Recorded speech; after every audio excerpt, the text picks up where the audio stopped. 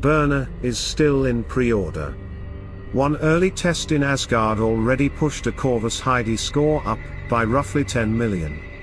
But the most important thing that test revealed was not the number. It was a single timing mistake that can silently erase a large portion of that gain, and most players will not even notice it is happening. Let me break down exactly what happened, why it worked, and how to avoid throwing away the value. My guildmate Magmaheart ran this test, credit where it is due. He added Byrna into his Corvus Heidi lineup expecting strong synergy with Corvus, and the score confirmed it. Roughly 10 million higher than the previous version of the team. That is not a marginal improvement. That is enough to take this direction seriously. What makes this setup approachable is that the core playstyle stays familiar. If you already know how Corvus Heidi works, you are not learning a new team. You are adding a new layer on top of something you already understand. The two fundamental timing rules remain exactly the same. When the 5 spheres move to the front, that is your trigger. Activate Olympus and Heidi's ultimates at that moment.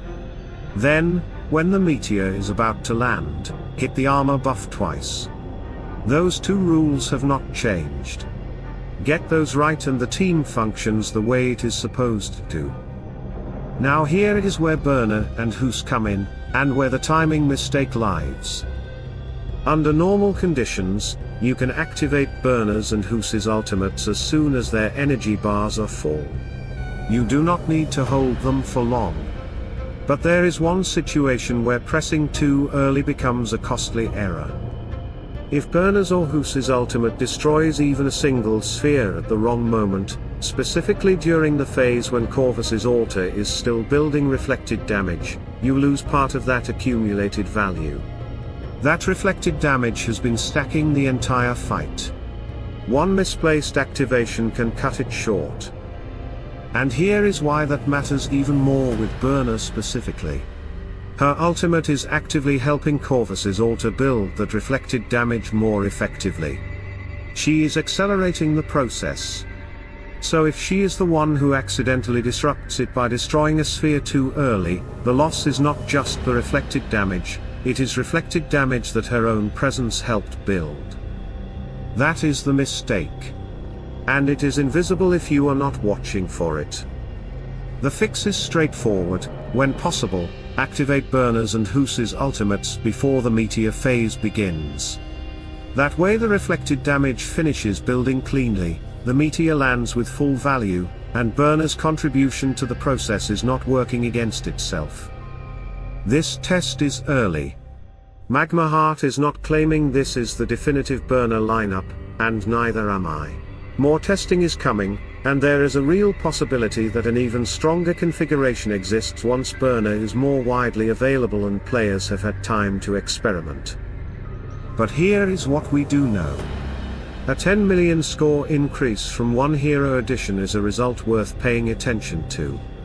The synergy with Corvus is real. And the timing principle, protect the altar buildup, do not let a misplaced ultimate cut it short, is something you can apply immediately.